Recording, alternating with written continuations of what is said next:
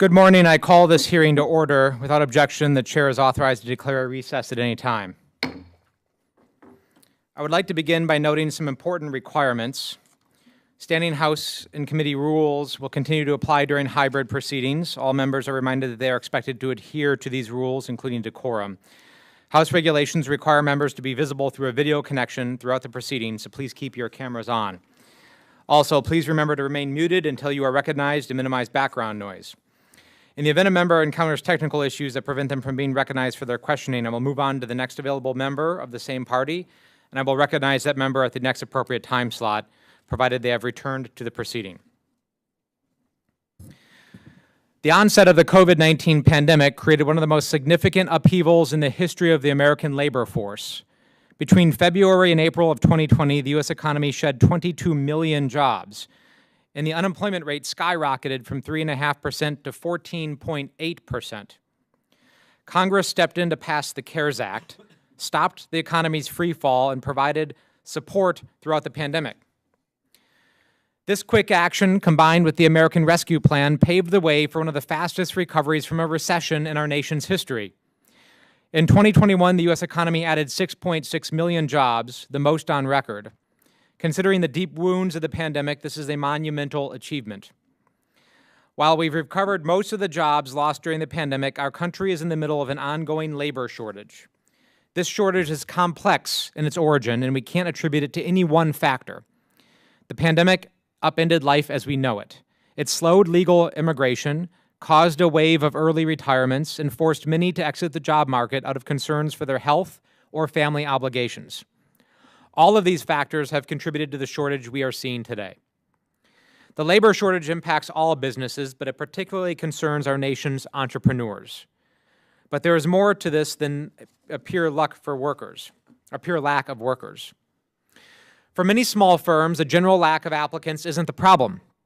Instead, they aren't finding qualified candidates, workers with the proper skills to do the job and do it well. Guaranteeing an adequate number of skilled workers in the labor force could be the first step to smoothing out this rough labor market. Fortunately, we have many established tools at our disposal to accomplish this goal.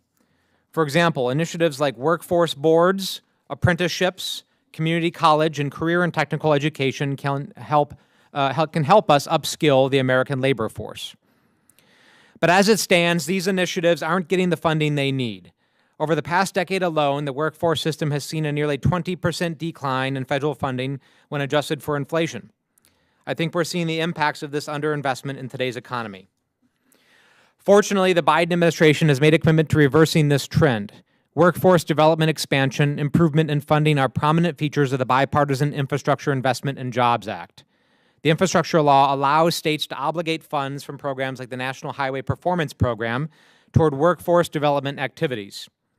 The law provides grants for programs that train and certify workers on the installation of energy-efficient technologies in partnership with labor unions and employers. The law also includes the Digital Equity Act of 2021, which creates 2 new grant programs that provide funds to develop digital equity plans and help give people the requisite skills to complete in today's economy. Lastly, the overwhelming majority of funds in IIJA are subject to Davis-Bacon requirements to ensure workers are paid a fair wage. These are excellent developments, but we must find more ways to modernize the American labor force. So today, I hope we can take a close look at existing programs and discuss new initiatives to expand our country's pool of skilled workers. By investing in workforce development, we can help ease our current labor shortage and position American workers to thrive in the future. I'd now like to yield to the ranking member, Ms. Kim, for her opening statement. Thank you, Chairman Crow. I want to thank you for holding this very important topical hearing, and I want to thank all of our witnesses joining us virtually today and testify before us. Our entrepreneurs are our nation's job creators. Their innovative products and services fuel our economies and communities. They take risks, they train employees, and they provide 2/3 of all jobs, the new jobs. As a small business owner, I know the adversities and obstacles that small businesses must overcome to succeed. The hurdles small businesses are facing right now are high. Inflation is soaring, supply chains are in chaos, and regulations are mounting. Small businesses are also facing historic job openings and labor shortages. Recent job numbers show positive growth as we reopen from the pandemic and mandates come to an end. However, the current job market contains 1.14 million less employed workers than prior to the pandemic. And Main Street still struggles to find employees. The most recent job openings and labor turnover summary reported 11.3 million job openings. And recent surveys report over half of all small business owners are having trouble finding qualified people to hire compared to a year ago. NFIB surveys also indicate historically large numbers of small businesses are struggling to increase their workforce, despite almost half of all employers raising wages. Furthermore, 22% of small business owners reported labor costs as the top business problem, just 2 points below December's 48-year record high. These staffing shortages have a direct impact on our economy. 77% of small business owners reported that staffing shortages are resulting in significant to mild lost sales opportunities. Small businesses do not just need to fill open positions, but they also need qualified and skilled workers. In February, 61% of small businesses reported hiring or trying to hire employees, and at astounding 93% of those small employers hiring or trying to hire reported few or no qualified applicants for those open positions. Inaction is not an option. As small businesses place help wanted signs on their doors and innovation is stifled due to a lack of workers. The Small Business Entrepreneurship Council found that just 5% of small business owners agree that Congress's policies are helping the economy and small businesses. Only 5%. We must change that and enact pro-growth policies that support small businesses in meeting their workforce needs and consumer demand. Republican members on this committee have solutions. I am proud to have introduced the Bipartisan Hr 6450, the SCORE for Small Business Act of 2022. The SCORE program provides mentorship, education, and training opportunities for small businesses. Recently, SCORE has hosted webinars for small business owners on adapting to the trends transforming the workforce. By authorizing and modernizing this important program, we can ensure that SBA's resource partners are prepared to help entrepreneurs meet their business needs, including labor and workforce development. Additionally, my colleague, Vice Ranking Member Williams, has bipartisan legislation to utilize the Small Business Development Centers and Women's Business Centers to assist small businesses in hiring career and technical education graduates. There is no one-size-fits-all solution to meet the diverse demands of our unique small business communities. However, I am confident that we can work together to empower small businesses with resources to address the skills gap, promote career and technical education opportunities, encourage apprenticeships, and restore the small business economy so our job creators can prosper. I look forward to hearing from our witnesses today, and I hope to work with my colleagues to find real solutions to support our small businesses in finding labor and closing the skills gap. Thank you, Chairman. I yield back. Thank you, Ms. Kim. The gentlelady yields back. I'd like to take a moment to explain how this hearing will proceed. Each witness will have 5 minutes to provide a statement, and each committee member will have 5 minutes for questions. Please ensure that your microphone is on when you begin speaking and that you return to mute when finished. With that, I'd like to introduce our first witness. Our first witness is Mr. Gary Arnold. As the business manager since 2017 and a member of the Joint Apprenticeship Training Committee since 2008, he has worked to enhance recruitment, training, and retention of union pipe fitters. His leadership of educational efforts in the trade has earned him several appointments by state and city leaders, including a 3-year appointment by the governor of Colorado in 2019 to the Business Experiential Learning Commission in which he guides development of a youth apprenticeship program. Thank you, Mr. Arnold. I look forward to your testimony. Our next witness is Dr. Mordecai Brownlee, the 6th president of the Community College of Aurora in my district. During his tenure, he has focused on creating initiatives that lift up lower-income members of our community and prepare them for careers. In 2020, Dr. Brownlee was featured by EdTech magazine as one of the 30 most interesting voices in higher education who are shaping the conversation around educational technology and information technology.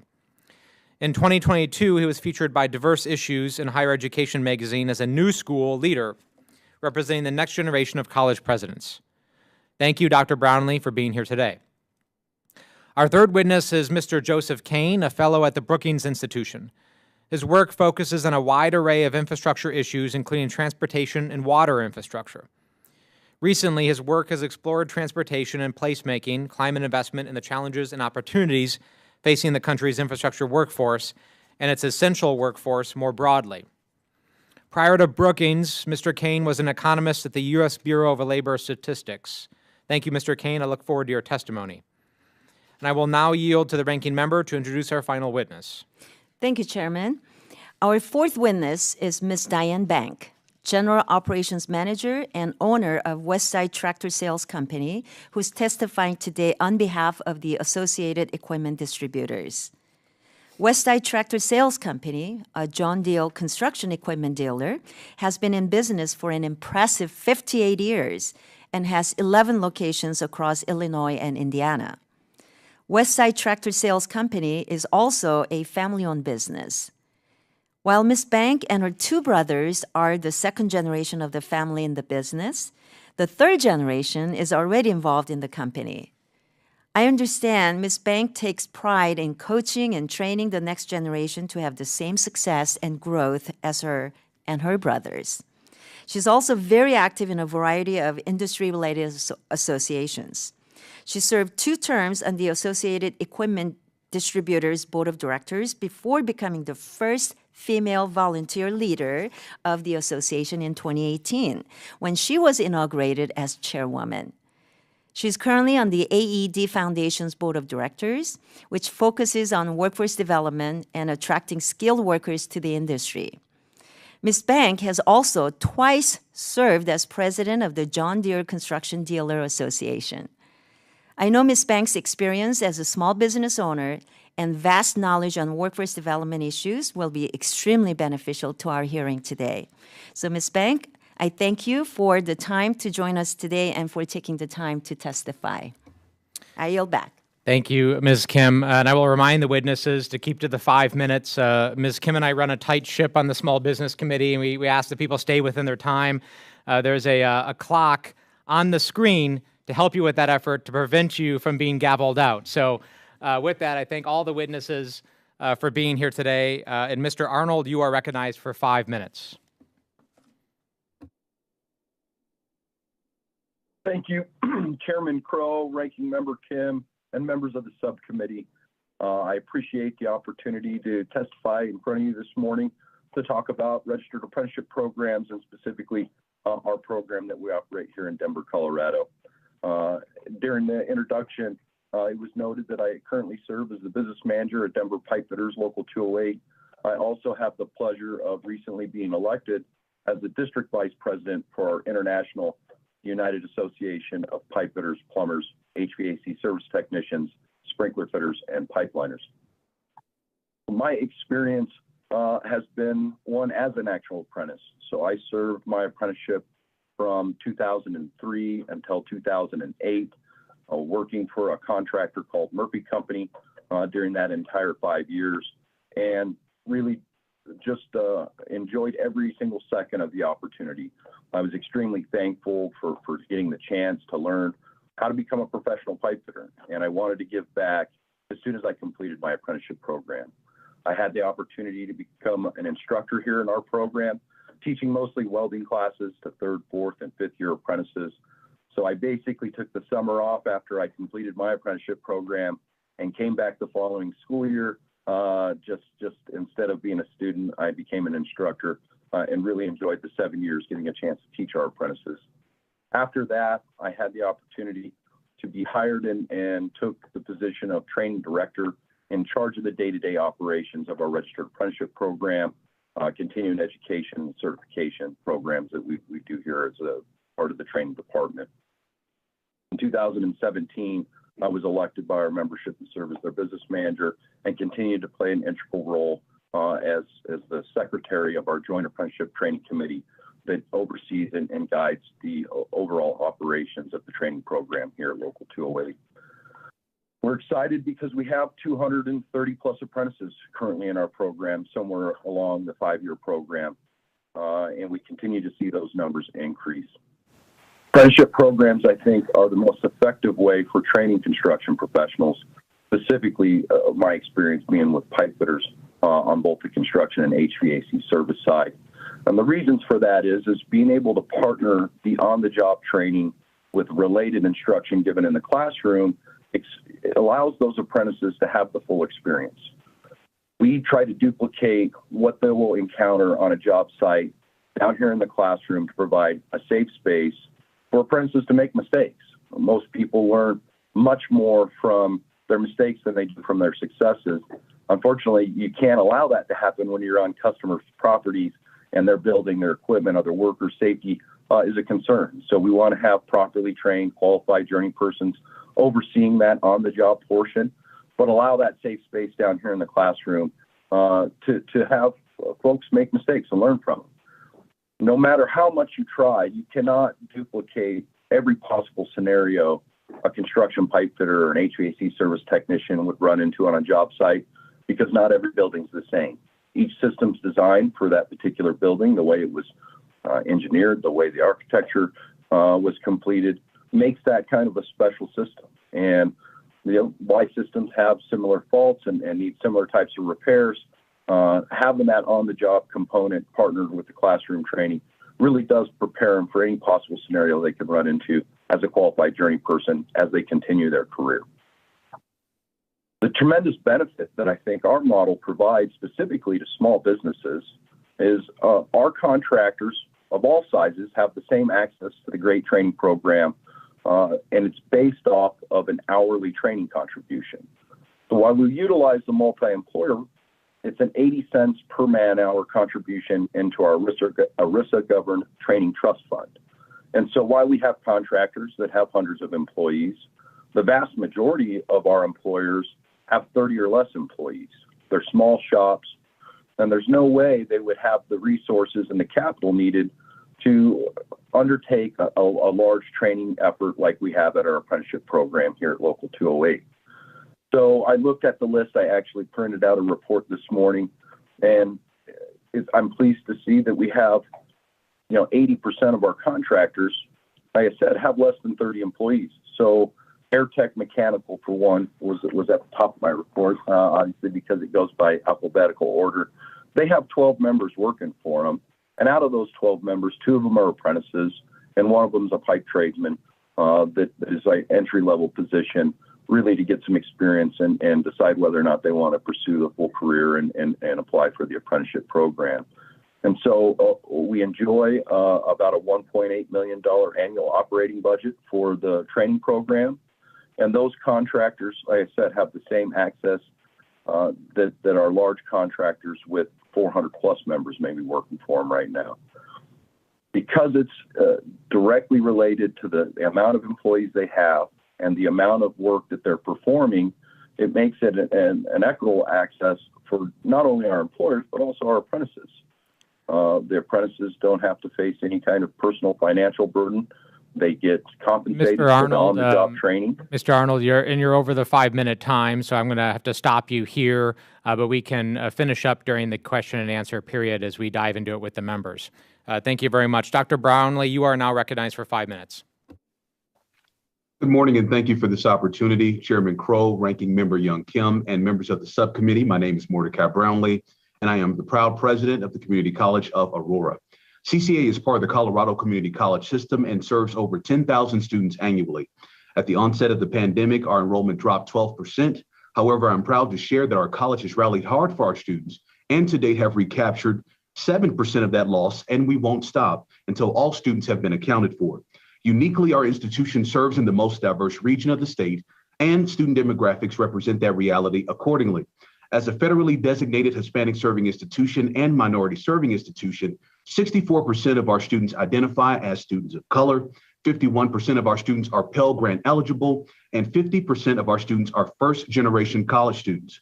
With 5 continents and over 90 countries represented at our institution, we are proud to serve a rich and diverse student body that includes the state's largest immigrant population. It is also important to note that our small business owners within our area represent this rich diversity as well. Community colleges like ours stand on the front lines and in service to the most disadvantaged students and those hardest impacted due to the pandemic through our mission of open access, affordable, high-quality post-secondary education, and workforce training.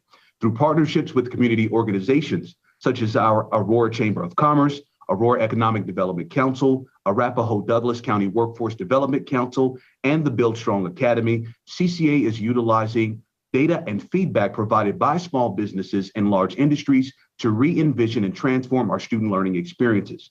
Intended to train displaced workers, non-traditional adult students, and first-time and college students, these efforts seek to upskill or reskill to obtain industry-recognized credentials that align in-demand, high-wage occupations. Currently, we are designing new programs in healthcare, renewable energy, and construction management, and offer hybrid, online, and in-person instruction outside the typical working hours to accommodate our students' varied schedules. Our students are directly impacted by the various socioeconomic challenges that face other metropolitan communities around the nation. Lack of reliable transportation, childcare, broadband access, and a supportive network have historically created barriers to a quality education and the attainment of their dreams. Listening to the voice of our students, CCA has worked in hand with our student body to eliminate barriers and provide resources to promote equitable access and opportunities for our students. Take, for example, Victoria Browning. Prior to attending CCA, Victoria held a full-time job earning $14 an hour to support her 2 young children while struggling to address thousands of dollars in student debt. Thanks to a grant created by the U.S. Department of Labor, the Strengthening Working Families Initiative at CCA offers students like Victoria child care, college counseling, and career support. Or take, for example, our Asegurando Learning Program. To address the equity gap in student achievement between students of color and their white peers, CCA was awarded a Title V grant from the U.S. Department of Education. From there, our Asegurando Learning Community was born. Recently, CCA established a new division within the college to focus strategically on the placement of students into career mentorships, internships, externships, and apprenticeships to level the playing field among those who have access to supportive networks and those who are not as privileged. Supports at the federal level are critical for our continued success. Pell Grant financing for very short-term programs and fund increases for TRIO, minority serving institutions, and the nation's Hispanic serving institutions could dramatically transform institutions. Such transformation would provide the resources to create and sustain efforts aimed to retool and upskill the workforce necessary to power small businesses and industries while helping our most struggling students finance college. Additionally, our workforce programs, while innovative and responsive, are expensive to operate. For example, programs in healthcare and advanced manufacturing are in great demand, but are also among the most expensive programs to offer. To maintain our roles as leading providers of workforce training and maintain affordability for students, it is critical that we make meaningful investments in career and technical education infrastructure at community colleges. Dedicated community college job training programs like those originally included in the Build Back Better Act would fund these critical efforts. In conclusion, in today's culture where the call for innovation and increased efficiencies are abundant, community colleges cannot afford to be viewed as inefficient and non-responsive. Our community small business and industry partners are depending on us to be responsive to their needs. Our students are depending on us to create an environment where equitable student success is fostered and every barrier towards the fulfillment of that success is removed. The Community College of Aurora stands ready to meet these needs for years to come. Thank you, and I look forward to answering any questions you may have. Thank you, Dr. Brownlee. Mr. Kane, you are recognized for 5 minutes. Good morning, members of the committee. Thank you for this opportunity. My name is Joseph Kane, and I'm a fellow at the Brookings Institution. The purpose of my remarks today is to frame specific challenges and opportunities facing the country's infrastructure workforce, including the potential to expand career pathways. As you know, workers have faced an increasingly polarized labor market during the pandemic and over the last few decades. Middle skilled jobs, which typically require more than a high school diploma, but less than a 4-year college degree have grown slowly. At the same time, the country's infrastructure, including transportation, water, energy, and broadband, has increasingly faced gaps in investment. That's not only true when it comes to physical upgrades, but also when it comes to preparing a skilled workforce to construct, operate, and maintain all these systems. However, the Infrastructure Investment and Jobs Act offers an unprecedented opportunity to address these gaps and accelerate momentum around careers that pay higher wages, require shorter-term credentials, and need a new generation of talent. To maximize this opportunity, federal, state, and local leaders can't just create short-term jobs, namely construction jobs, for the same people. They need to be ready to harness funding in ways that expand opportunities to more workers, women and men, the unemployed and underemployed, and younger students and adult learners across a broad range of positions in the skilled trades and other in-demand fields. They need to focus on creating an infrastructure talent pipeline that can offer more sustained opportunity to workers and provide greater certainty to employers, including small businesses. The country's infrastructure workforce challenges primarily center around a lack of visibility and flexibility. Addressing these challenges begins with acknowledging the variety of infrastructure career pathways nationally. In 2019, before the pandemic hit, more than 17 million workers, or nearly 1 out of every 10 workers, were employed in infrastructure across 91 different occupations. A basic challenge facing infrastructure employers, including utilities, transportation agencies, and engineering firms, is a lack of awareness among Americans that these careers even exist.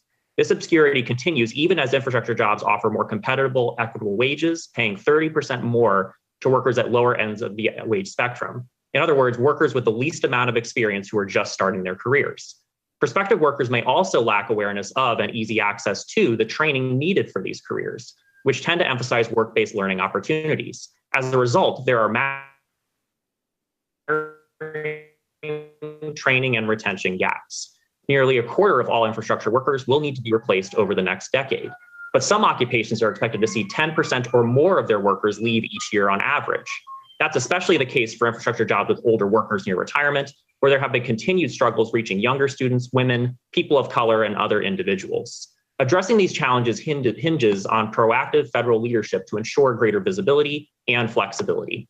That doesn't mean filling one type of job in one place, but rather having multiple entry points available for more people in more places. This flexibility matters because many unemployed and low-wage workers in hospitality, retail, and other industries following the pandemic need to transition to better jobs, which will require many branching pathways. Expanded financial and technical capacity around regional planning and employer engagement is a must, as is an expanded focus on future-looking skills development and flexible training opportunities. For example, employers can partner directly with community colleges and other educational institutions to help students gain the necessary skills and qualifications to be hired. Federal leaders could support such collaborations and sector partnerships through expanded funding and technical assistance as part of competitive grants in the infrastructure law. Apprenticeships and pre-apprentice programs offer another earn and learn opportunity. Beyond additional federal funding for apprenticeships, expanding the work opportunity tax credit could further incentivize employers to test new approaches. Above all, the ultimate reach and impact of any new federal funding must ensure there are flexible training opportunities. Programs focused on younger workers, particularly those out of school, out of work, and facing other social and economic disadvantages, can grow the infrastructure workforce. Service-based learning opportunities and expanded Pell Grant eligibility for short-term job training are two ways that federal leaders could address these youth workforce needs. Of course, many other non-traditional and underrepresented workers, including women, people of color, and middle-aged workers, can realize greater opportunity in this sector. Enhancing existing federal efforts, such as the Women in Apprenticeship and Non-Traditional Occupations grant program, could help community-based organizations provide more accessible on-ramps. Members of the committee, I believe there are enormous challenges facing our infrastructure workforce, but also enormous opportunities. Admittedly, the issues that I have described today only scratch the surface of the issue, but as conversations evolve in the coming months, I want to emphasize the opportunity to you and other leaders have to further refine and test potential applications of any new funding, to not simply reinforce existing and inequitable workforce gaps, but to create stronger pathways for all prospective workers. Thank you. Thank you, Mr. Kane. Ms. Bank, you are now recognized for 5 minutes. Chairman Crow, Ranking Member Kim, and distinguished members of the subcommittee, my name is Diane Bank, and it's my pleasure to appear before you today as a small business owner directly impacted by the skilled workforce shortage, and on behalf of the Associated Equipment Dealers, the International Trade Association representing companies that sell, rent, service, manufacture, construction, agricultural, farm, mining, energy, material handling, and industrial equipment. I'm the general operations and co-owner of Westside Tractor, a full-service John Deere construction and forestry equipment dealer. I'd like to say that my family story is really the story of the American dream. My father, who grew up with nothing, joined the Air Force during the Korean War. The Air Force gave him technical skills and education so that when his service was done, he went to work as a technician for a John Deere dealership. My parents dreamt of having their own business, so when a territory for John Deere opened, they put every penny they had in creating something of their own. If we fast forward 60 years to today, we have 11 locations, approximately 350 employees, and my brothers and myself are working towards passing the business now to the third generation of family members. As a small family-owned capital-intensive business, we have a lot of challenges right now, from supply chain issues, inflation, and ever-changing regulatory and tax environment. But the greatest need is right where my father started his career in the technical trades. And whether you're Wagner Equipment in Aurora, Colorado, or BJET Corporation in Placentia, California, you can't find skilled workers, particularly to serve as diesel service techs. According to the AED Foundation Commission study, the equipment industry forgoes at least $2.4 billion lost revenue annually due to the inability to find skilled service technicians. That's money that could be used to further expand our businesses and create more jobs and economic activity. It's also important to understand that if equipment dealers don't have the skilled workforce needed to repair and maintain heavy equipment, construction projects are delayed, costing our customers in lost time and money. It truly creates inefficiencies up and down the supply chain. Most service technicians attend a 2-year technical college degree program that focuses on heavy equipment technology. Traditionally, the occupation was stereotyped as dirty. However, with recent innovations, today's heavy equipment is on the cutting edge of technology, requiring technicians to work with computers to diagnose and fix problems. In fact, when you include technical education with our manufacturer mandated and in-house training, a typical service technician logs similar classroom hours to someone with a bachelor's degree from a university without crippling student loan debt. These are very well-paid positions that are truly careers. At Westside Tractor, our apprentices start at more than $22 an hour and quickly escalate to $45 an hour within 4 years, not including comprehensive benefits and other incentives. We could easily increase our technician workforce by 20% if we could find qualified workers. AED is doing exceptional work accrediting heavy machinery technology programs at high schools and colleges, as well as educating parents, teachers, students, and guidance counselors about the well-paying, rewarding careers in the equipment industry. Yet we continue to push our kids to pursue 4-year degrees when there are millions upon millions of jobs in the skilled trades open, which require taking on minimal debt and an opportunity to work towards that American dream that's worked so well for my family. The problem isn't unique to equipment dealers. Our manufacturers don't have the workers to build the equipment, and our customers don't have the skilled workforce to operate the equipment. Meanwhile, infrastructure projects await, particularly after passage of the Bipartisan Infrastructure Bill. To address this issue, the country must provide increased funding to career and technical education programs to build the pipeline of skilled workers and incentivize students to pursue alternatives to 4-year degrees. The skilled workforce shortage continues to be the equipment industry's greatest challenge. It hinders growth and economic opportunity, creates inefficiencies, and impacts the country's competitiveness. As a nation, it's imperative that we steer the next generation to careers in the skilled trades and align public policy and investments to growing this important workforce for our future. Thank you for the honor for appearing before you today, and I look forward to any questions you may have. Thank you, Ms. Bank. I appreciate your testimony. And thank you to all the witnesses for being here today. I will begin by recognizing myself for 5 minutes, starting with Mr. Arnold. Mr. Arnold, I had a chance to recently visit with you all at Pipefitters Local 208 in Denver, and we had a discussion about the United Association's Veterans and Piping Program. I've been a long-time veterans advocate, and one of the issues we've always struggled with is that gap between when someone takes off the uniform to when their veterans benefits start to flow, and how we often lose so many veterans who fall through the cracks during that gap period. But your VIP program is extremely innovative in that it closes that gap, and it starts the training while they're still in uniform, so there's a seamless transition. So could you just tell a little bit about that program, what you've learned about it, and how effective it's been in helping our veterans and helping the trades in the workforce? Thank you, Chairman Crow. Yes, I ran out of time there, but I do appreciate the question. Our Veterans in Piping program really works well for everybody involved. So the United Association started that program years ago. It's now operating on 8 different bases across the country. And what it allows is while military personnel are still active duty, they are allowed to take 18 weeks of accelerated training in either welding, HVAC service, or sprinkler fitting. And the nice part is that because that training takes place while they're still active duty, they're still receiving their pay and benefits from their time in the service. And then they complete that training prior to the mustering out of the service. And towards the end of the training, they're allowed to pick the location of their choice. And so whatever apprenticeship program that they want to enter in the United Association, they get to go back to the area of the country that they would like to live and move on with their career. And they get what we call direct entry into the program of their choice. And so because that's seamlessly happening, we're allowed to tell them exactly what their wage is going to be, provide employment verification letters so they have the documentation they need to apply for mortgages or if they're going to rent an apartment or a house. Their family has some idea of what they're going to be looking at doing. They know they have full health insurance benefits. And so it really makes it a nice transition. They receive 1 year's credit for the 18 weeks of accelerated training that they receive during their time in the military. And then they're automatically qualified to start receiving their GI Bill benefits due to being accepted into the Registered Apprenticeship Program.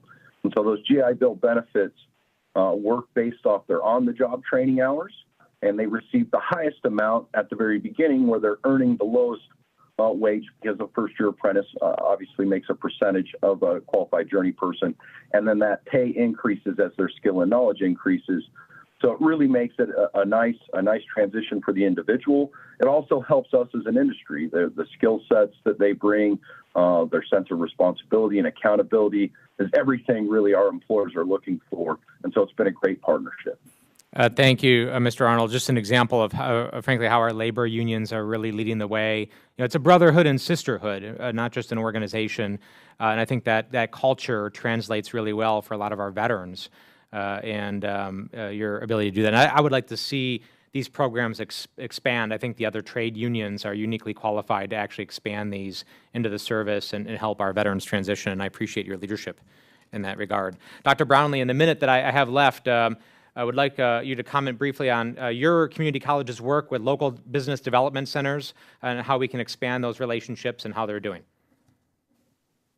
Thank you so much for that question there, Chairman Crow. And what I would just say is, again, as you heard me talk about our various Chamber of Commerce, Arapahoe Douglas Workforce Council, the work that we're doing with the various entities here in our service area of the Community College of Aurora, it's just critical conversations that we're having to ensure that the workforce needs the various shortages that are being experienced. We've certainly all heard about the great resignation or the great recalibration. Essentially, we're just having conversations about how to retool and upskill our community individuals, our adult learners, as well as our traditional age students, to create new opportunities, new career pathways to ensure the growth and sustainability of our communities. I'm excited about the conversations that we've been having with our industry partners to create new pipelines of training, on-job training and opportunities. And it just creates, again, as we think social and economic mobility, it certainly excites us here at the Community College of Aurora to be a part of this advancement of our communities. Thank you, sir. Thank you so much, Dr. Brownlee. My time has expired. The ranking member, Ms. Kim, is now recognized for 5 minutes. Thank you, Chairman.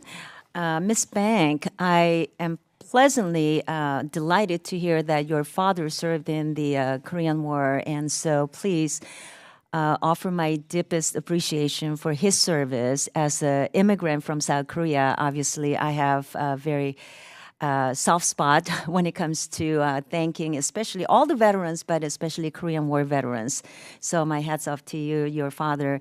And your father has founded this family-owned business, which you are now taking over, and your family and your children are also taking over. So it's really important because all of our witnesses are job creators in our nation. And but most importantly, supporting our veteran-owned woman-owned and also minority-owned businesses are something that Chairman Crow and I and members of this committee are passionately supportive of. Ms. Bank, your testimony references the many challenges of being small business owner, including inflation, supply chains, and ever-changing tax and regulatory environment. So could you talk about how your business is managing with all of these economic headwinds? Well, I have to say that, I've been in this business for 35 years, and this has definitely been one of the most challenging in a good way. We've never produced more sales, and our bottom line has never looked better, and it's never been more frustrating or difficult because we can't price tractors next year. We don't know when we're going to get availability. So, I've never seen the supply chain as disrupted as it is. I hope as a country we can get this fixed. I know all the construction equipment manufacturers are working hard. But it's super challenging to do business right now. From a tax environment, we always have changing, we carry very large rental fleets, so we always have changing rules on depreciation or like-kind exchange. And so 1 minute, we have these hundreds of millions of dollars of rental fleets, and then the tax rules change, and then we have to kind of regroup. The 100% depreciation did sort of negate the like-kind exchange program going away, but we certainly have challenges in the next couple of years as those depreciation amounts start to phase out. But really, the biggest problem we have right now is this labor shortage, as I've discussed. Our capacity to serve our customers is diminished because of not being able to hire anyone. And technicians are number one on the list, but we also have had a lot more struggles just hiring administrative people and salesmen, and we've had very low turnover rates compared to some of the other numbers that I've been reading about through this whole great resignation. But it's definitely more challenges right now than I've ever seen in our history. I know I heard that from your testimony too. The shortage of having the qualified technician workforce is critically a biggest challenge in your industry, and as is in all industries, because you mentioned the capacity to serve your customers is deeply affected because you don't have the qualified technicians. So you testified that you could easily increase your technician workforce by 20% if only you could find qualified workers. So talk more about how this current labor shortages have impacted your business operation and revenue, as well as those members of AED. I'm sure you hear more and talk about this every single day. You look at, we're putting up growth in sales numbers of 15-20%, yet our labor sales were only up 6%. That would have easily been up 15% because if we had the number of people that we needed to have. And, you hear stories around the country of you call for a service call and it's 2 weeks before a technician can get there. In the meantime, that tractor is sitting, and we're about ready to flood the entire industry with more money through the new infrastructure bill. So, these challenges just become greater and greater and greater. And for us, we believe we really need to reach down into the high school level because, we all have worked with all the technical programs that are out there, but we need to get more kids interested in coming into the industry. And somehow we have to get down to a lower level, whether it's junior high or high school, and get the school administrators to really be focusing on letting students and parents know about the great careers that are available. As I said, a lot of my very skilled technicians make 6 figures in the Chicago area. That's a really good wage for no college debt. Mm-hmm. And we're just not getting that message across in that lower levels of education to let people pursue those kind of careers. We have a great recruiting from the military as well, kind of similar to what was just described. I think we've hired 3 or 4 technicians where they work for us for free and get skills, and then they come. They've been fantastic, but there's not enough people coming out of the military to fuel our true needs. And it's not just construction equipment, it's automobile technicians and truck technicians and all the other skilled trades that are out there. Great. Well, thank you so much. My time's up. I yield back. Thank you. Thank you. The gentlelady yields back. The gentlelady from Kansas, Ms. Davids, who is the chairwoman of the Subcommittee on Economic Growth, Tax, and Capital Access, is now recognized for 5 minutes. Thank you, Chairman Crow and Ranking Member Kim for holding this hearing today. As we've heard in this hearing today and for this last few years, our small businesses are facing serious challenges, including workforce challenges that have been brought on by this pandemic. And, what we're doing here is trying to focus on how we can help folks enter or re-enter the workforce and get these good paying jobs we're hearing about.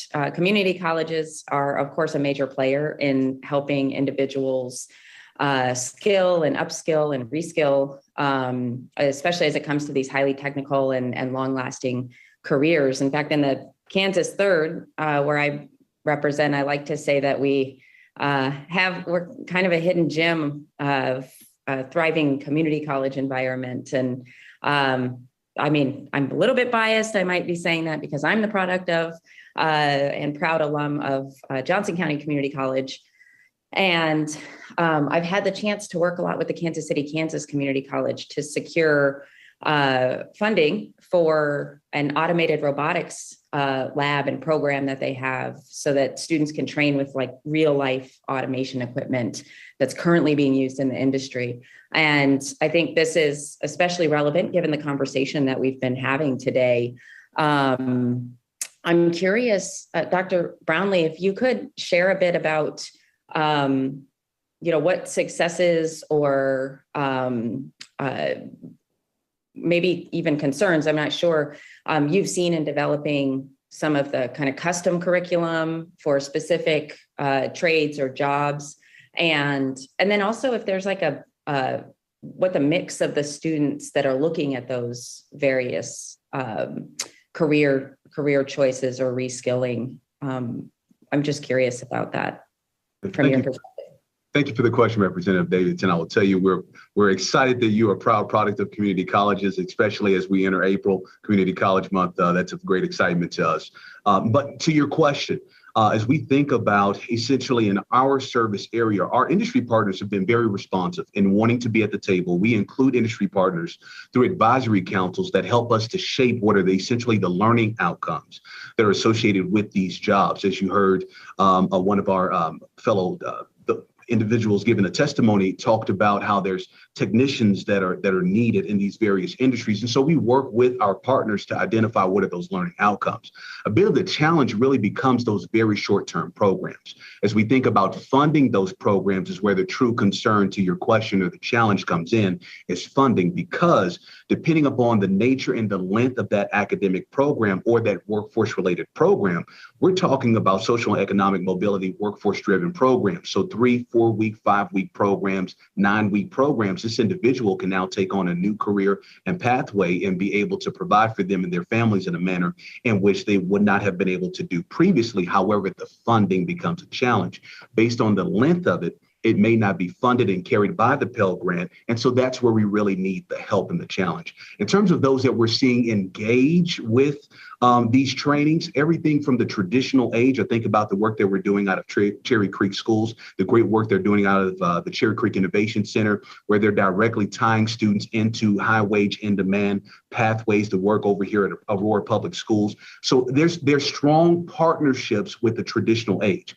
The adult working populations, our non-credit programs, is where we continue to have opportunity. And to be very honest with you, it comes down to funding. We need to be able to fund the very short-term programs. Otherwise, these individuals are coming out of pocket and they may have the means or may not have the means.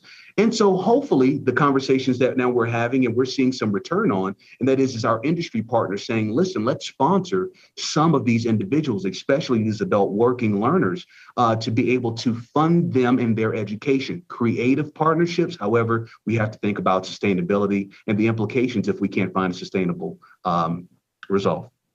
Yeah, thank you, Dr. Brownlee. And also just thank you to our other witnesses for your testimony. Mr. Arnold, I'm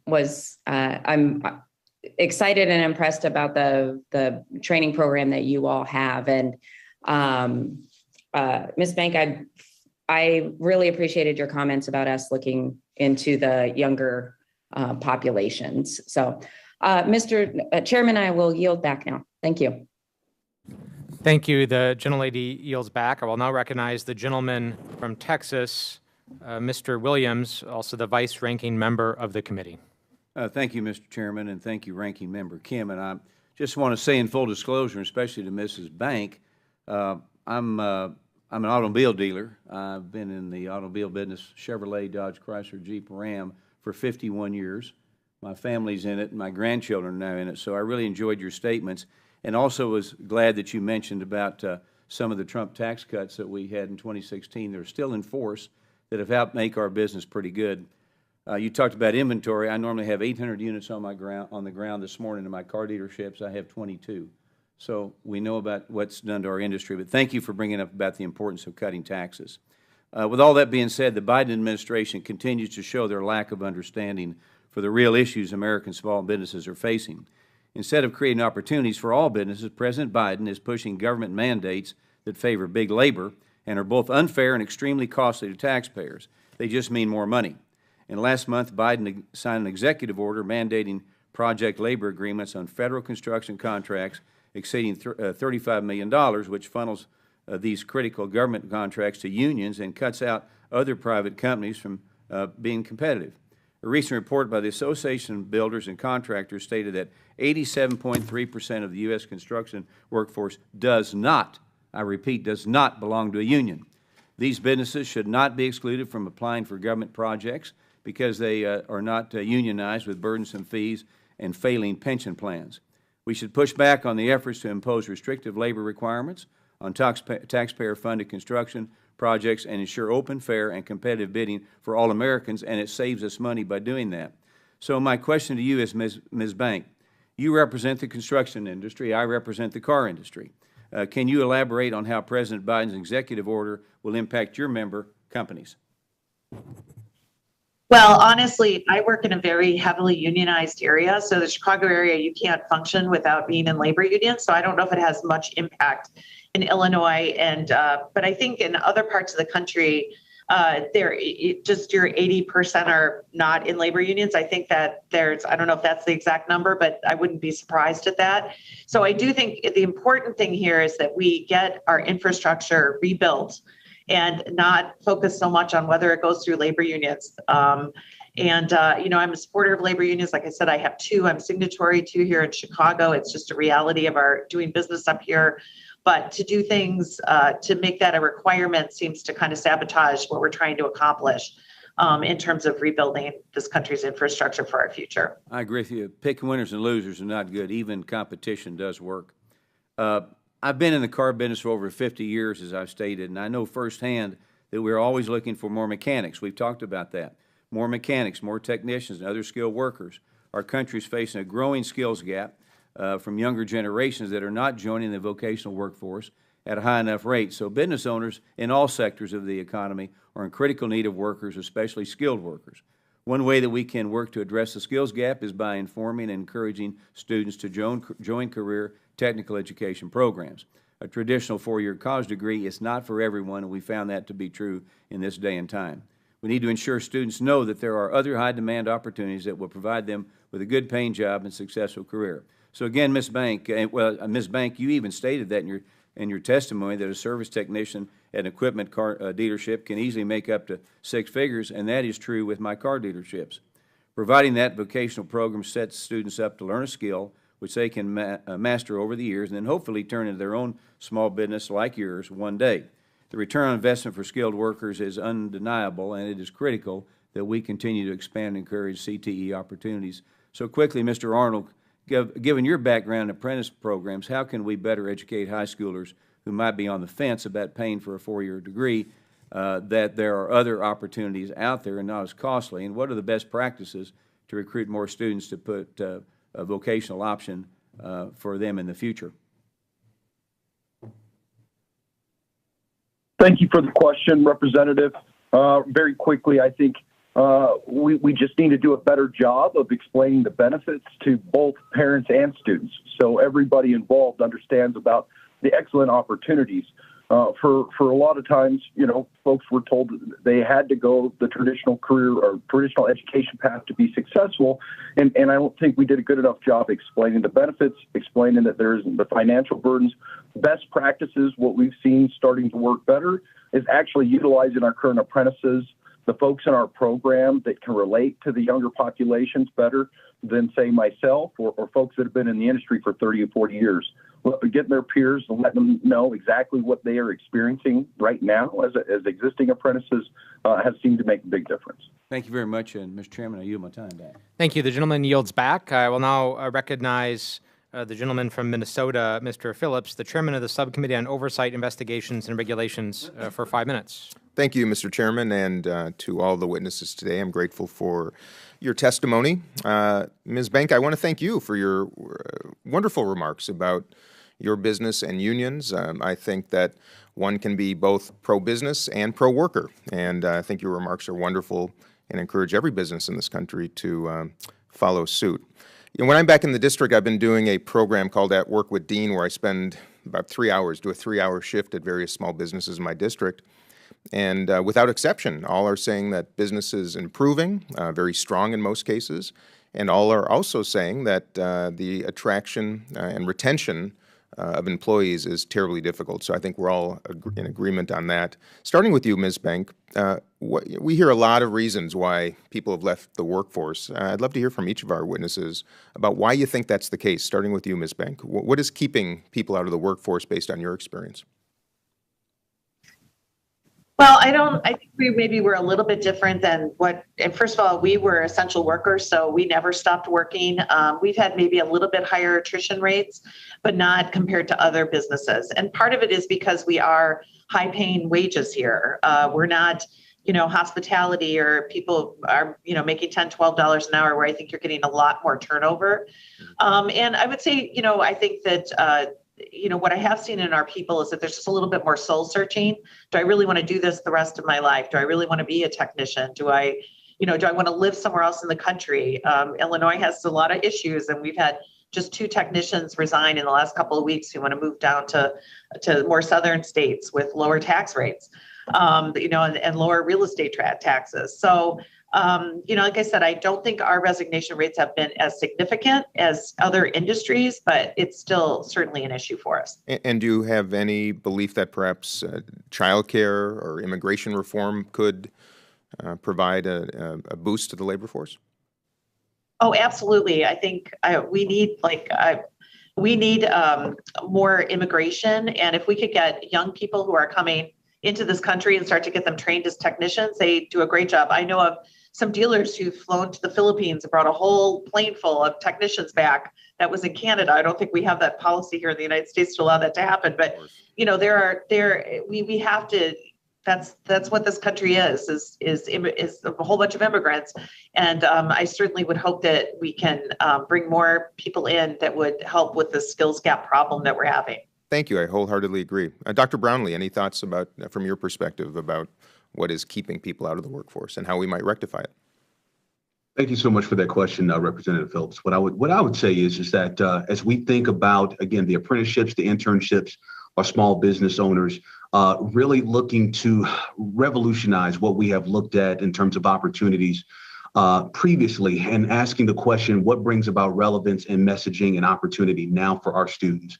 And so I think the creation of new opportunities, we were talking with industry partners just a few weeks ago, looking at these job descriptions.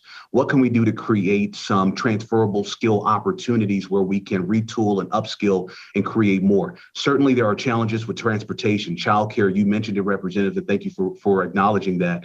And just what have been challenges of the low socioeconomic communities continue, but we are committed and we're grateful for the funding that we've been able to receive through the various grants, Department of Education, you name it, even here in the state of Colorado through our COSI programs to create more opportunity and close gaps, what has been a challenge for folks in terms of funding their higher education. Thank you, sir. I appreciate it. Mr. Kane, your thoughts on what's keeping people out of the workforce and what we might do to rectify it? Yeah, thank you, Representative. Look, I think the challenge is some of these are new issues at play, but also enduring issues. And so there are significant replacement needs across, in particular, the infrastructure sector. There's a silver tsunami hitting a lot of these positions. That's been true for a very, very long time. And the sector is very traditional in good ways and bad, where there's an overemphasis on service provision and often an underemphasis on who are going to be those future workers that are going to take on these roles, even in the capital planning process for these different agencies. Workers are kind of a second concern, I would argue, compared to some of the physical upgrades. And so understanding that there needs to be more flexibility and visibility, as I said before, and particularly for younger workers, younger students, I appreciate what was reflected in some of the other testimony on that there need to be mentorships, knowledge transfer of as this older generation transitions out, that the younger generation actually can take on and understand what the nature of the work is, and not just a simple credential in isolation, but actually a pathway where they can grow and learn. I see we're out of time, Mr. Kane. I was hoping to get to you, Mr. Arnold, but perhaps next time. I yield back. Thanks. The gentleman yields back. I will now recognize the gentleman from New York, Mr. Garbarino, for 5 minutes. Thank you, Chairman, and thank you, the ranking member, for hosting this hearing. I have a question for I'll start with Ms. Bank, and maybe Mr. Arnold can add in to it. Ms. Bank, you run your own business, and something I heard from my electrical contractors, I had a meeting with them yesterday, and they talked about a lot of the women and minority women owned businesses. And they said that right now, under the SBA, the federal government, under the SBA size standards set forth in the in their regulations, that they use gross revenue, a gross revenue standard when determining whether a women or minority-owned business can participate in these SBA programs. And since it's gross, are you concerned that using that current standard and not updating it based on increased costs of goods, increased costs of doing business, that certain businesses like yours or others might get knocked out of the program prematurely just because of the way inflation is? I think that I don't know exactly what the SBA standards are. I certainly am very familiar with like the state of Illinois and city of Chicago, state of Indiana standards. I would think that they run pretty similar, but I think one of the really big problems of those programs is that you graduate too quickly. The reality is there's still a lack of MB, WB businesses out there to do construction work. And, all the states are putting in higher and higher percentages that work needs to be subcontracted.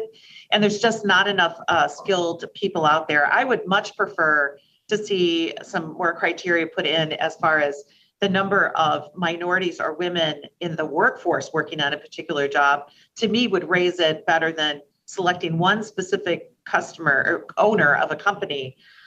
Would be more effective. And also what we've seen over and over again is you get a very qualified minority contractor and then everybody floods to them because they do a good job. They get too big, they graduate out of the program. So I think they hit a certain revenue standard and they just get graduated out. Yep. And then you're all stuck in the same position as you just were. And I know there's been discussion in the state of Illinois of even taking those standards completely off, where that is right now, I don't know, but definitely those for construction jobs, I think, a lot of times it's around $30 million is pretty darn small. I mean, it costs a lot to do any kind of road construction or trucking or whatever it is. That's pretty small. No, absolutely. I know. And same thing in my state of New York. It's not many businesses. A lot of projects cost that much. Mr. Arnold, I'm not sure. Have you heard any similar from anything similar in Colorado with some of your contractors? I know you probably work very closely with them since you have the program that you currently run. Thank you, Representative. My experience really has been more that the city and county of Denver has similar program requirements, and there's a lot of work going on at Denver International Airport. It is a concern because it's based off gross revenue. The cost of materials has gone up just significantly, and I think labor costs will follow suit as we try to backfill the labor needs. And so I think it's worth taking a hard look at it. It made sense on the surface. Your gross revenue should be a reflection of what type of profit margin that you make at the end of the project. But with the increase on the goods, and if you look at a chiller or whatever piece of equipment that you're buying, materials, because they've increased so much, and we still want to serve our customers, I think the contractors are sharpening up the pencils, and so that might mean that those profit margins are a little bit thinner than they were in the past, just to make sure that the project goes forward, everything stays on budget.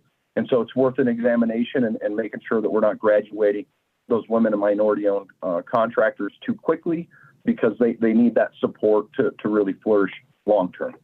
You actually, you touched a point that I was going to get to you next. Can you talk about how much materials have gone up and what that is doing to to the contractors that you work with?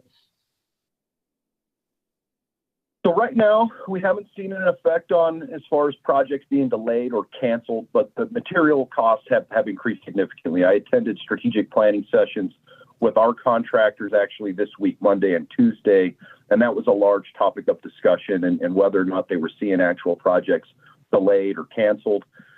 Things are long lead items right now, and we've just seen huge increases on just the raw materials that it takes to build these kinds of projects out. I had a contractor tell me that they're looking at 60 weeks lead on some of the equipment that they need for projects. So it's going to be a challenge, I think, coming up here in the near future. I appreciate the answer. I'm out of time, so I yield back. Thank you, Mr. Chairman. Thank you. The gentleman yields back. I now recognize the gentlelady from New York, Ms. Tenney, for 5 minutes. Thank you, Chairman Crow and Ranking Member Young Kim, for holding this hearing today. We hear a lot about the labor shortage facing our economy, businesses of all sizes, including my business, which is less than 100 employees. But we've been around for 76 years, and we are experiencing a real problem with getting workers. We're trying to advertise, we're doing extra incentives that we haven't had to do in the past in order to deal with the labor shortage that we have. We're offering higher wages, expanded incentives, as I said. And this is happening not in just the southern tier and the central New York, but it's really happening all over our state as well, and probably all over the country. And as we know, this is a tight labor market. So as the demand for goods and services increases, so does the price. And so now we're seeing higher prices, and the cost of wages is rising. Americans are receiving more money for their work, which is a good thing.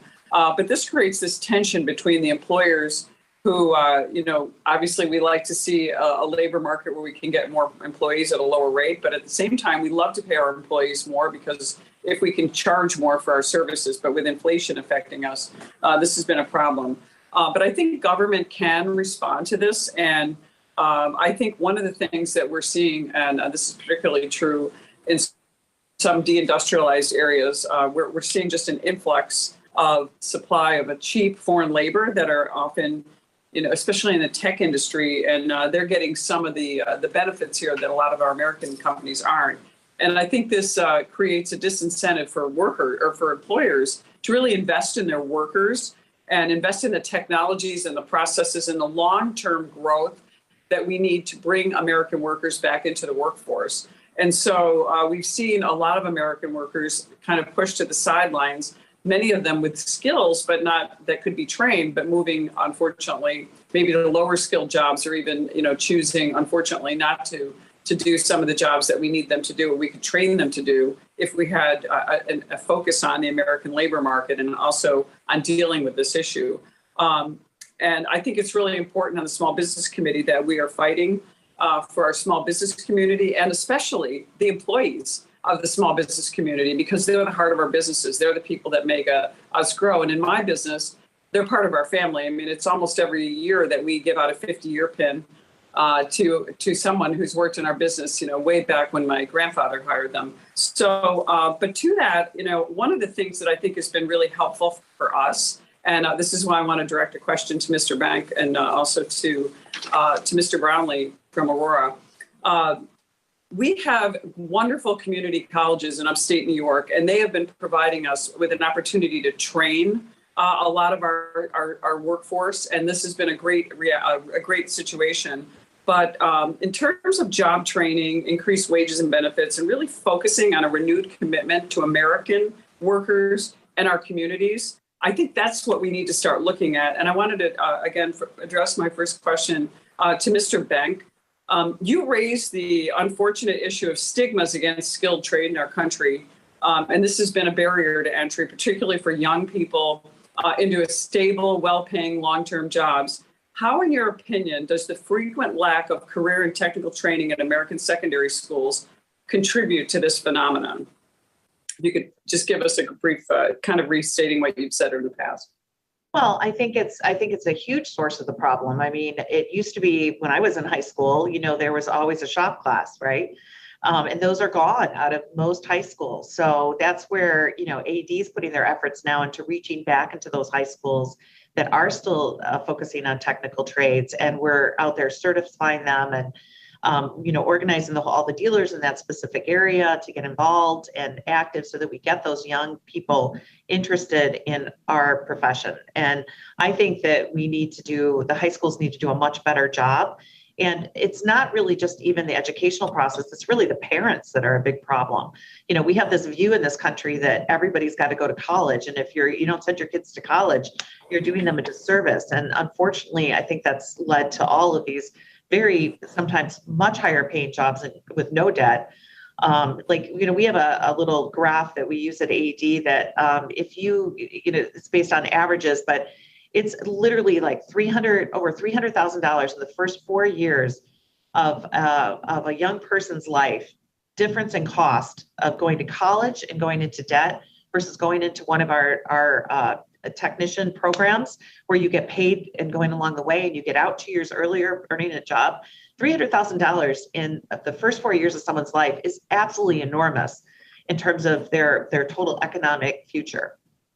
We could do a month on school loans and debt. I hear about it a lot from students, but I urge them, as you said, you've got a lot of trucks in the background in your screen there, and we're having struggle getting a lot of people to become truckers, which is a great, well-paying job that's so necessary, and we've had to employ some of our own people.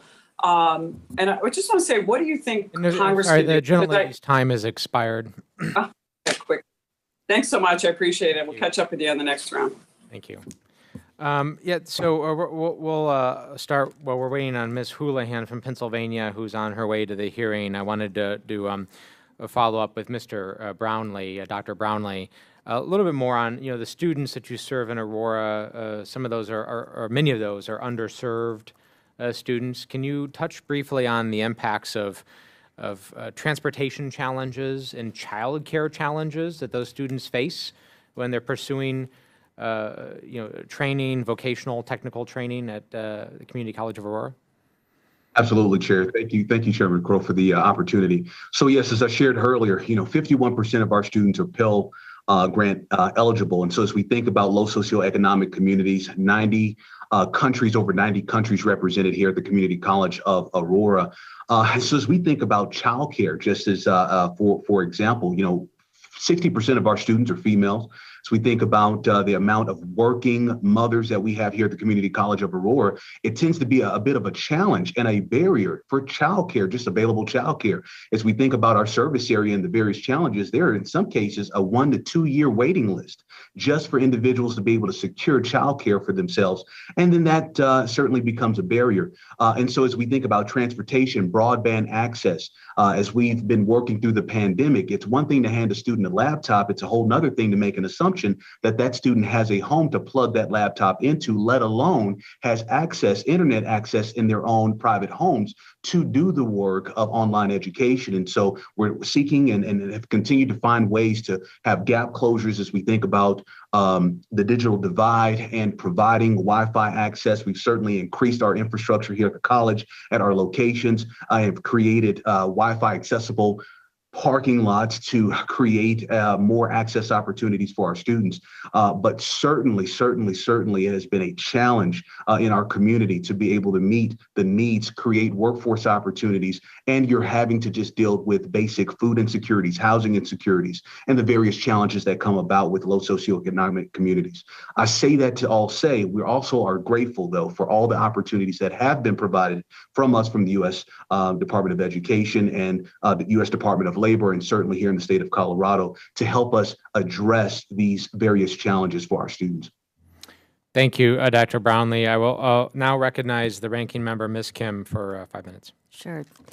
Thank you, Chairman. And to our witnesses, as we continue to discuss the shortage in skilled workforce and the need to bring in more qualified individuals to work, could you, specifically Mr. Arnold and Ms. Bank, in your respective industries that you are in, can you talk about some of the technical skills and qualifications you are looking for in an employee, and whether or not you anticipate those skills will be changing in the next 5 to 10 years?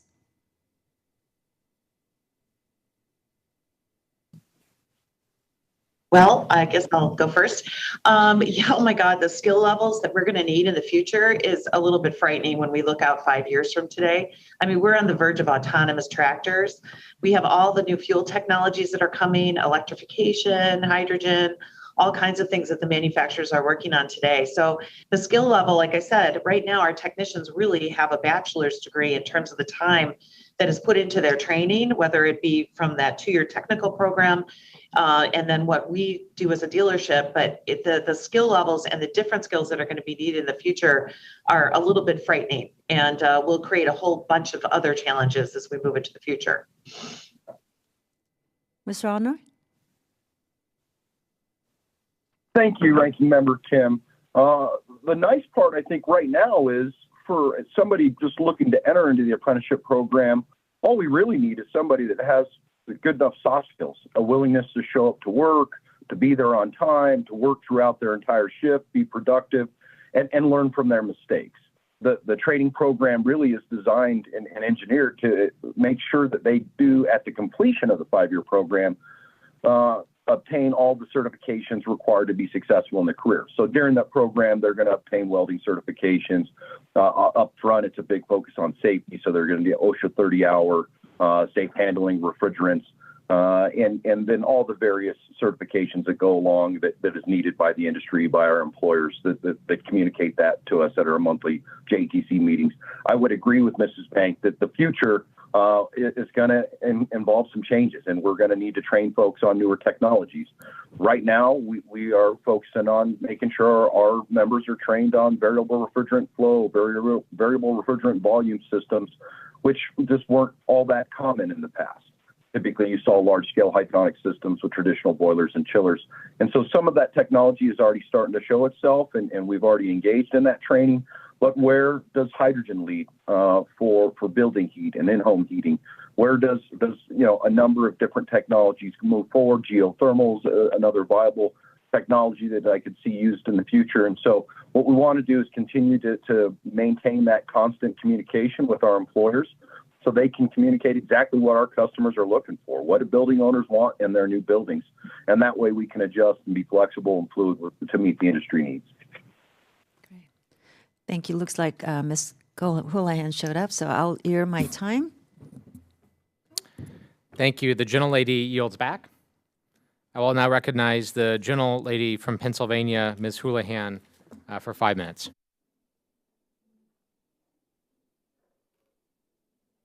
Thank you, and apologies for being so late. I appreciate the time of all of you all, and I appreciate all of your testimonies today. And my questions are focusing on 2 areas. One is on workforce development in the STEM area. And I want to thank you, as I mentioned, for each of your testimonies in this area. We need to very much swiftly address the workforce issues that we're having, particularly in STEM and STEAM. I'm an engineer, and so, of course, particularly interested in these issues and in specifically addressing the lack of gender diversity in these fields. So one particularly important consideration is what women experience, and they experience significant challenges in returning to the workforce after major life events. So 1 in 4 women tend to take a break in their career, which is 4 times as many women as men, and many of those women drop out of the workforce as a result of that break in their career. So to Mr. Kane, in your testimony, you emphasized the need for federal leadership to ensure greater flexibility to fill careers. Would you be able to please elaborate on how providing funding for flexible workforce development opportunities, such as returnships that would be created by the STEM Restart Act, would help address the workforce development and diversity challenges that our country faces? Yeah, thank you, Representative. Look, I think the reality we're facing is startling, where I think, Mr. Brownlee said that 60% of the candidates, I think, in his program are about 60% women.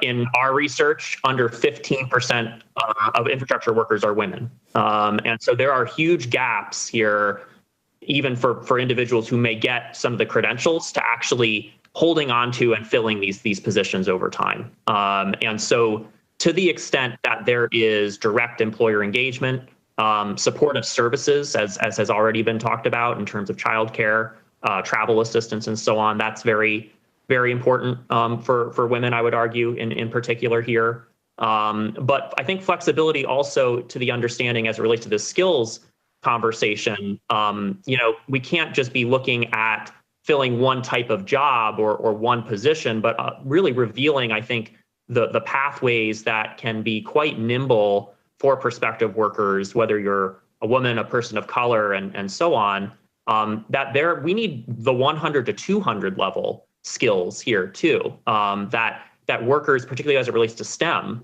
we found in our past research that STEM skills are crucial, whether you're a water treatment operator, whether you're a technician, whether you're an electrician. These are common skills across so many of these different occupations, and yet the employers often are planning in isolation, right? They're often competing against each other. And from the worker standpoint, they don't know, at least from the research I've done, they don't know where to turn other than that they're told to kind of train for one particular job with one employer. And that's just not the reality that's facing a lot of workers now. And so understanding how more and different types of workers, including women, can achieve those 100 to 200 level skills is crucial. We've seen some innovative efforts across the country that have tried to do this. The Infrastructure Academy concept is one idea that's emerged in DC and also in Los Angeles on this issue of creating a one-stop destination for workers, prospective workers, particularly younger workers, to actually understand what the opportunities are and the skill sets are needed, not just the individual credentials to fill these positions. Thank you, and I look forward to following up with you on the Infrastructure Academy conversation, because my follow-on question was going to be what can we be doing to be more helpful, and what can the SBA be doing as well. With what remains of my time, I want to transition over to Stakeholder Capitalism.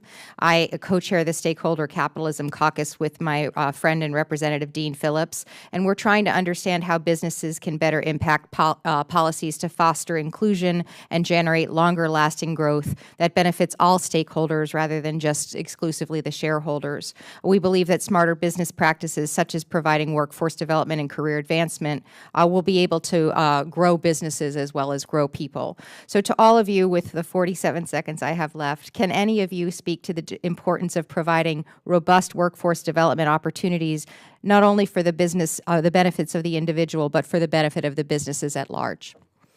Perhaps Mr. Brownlee.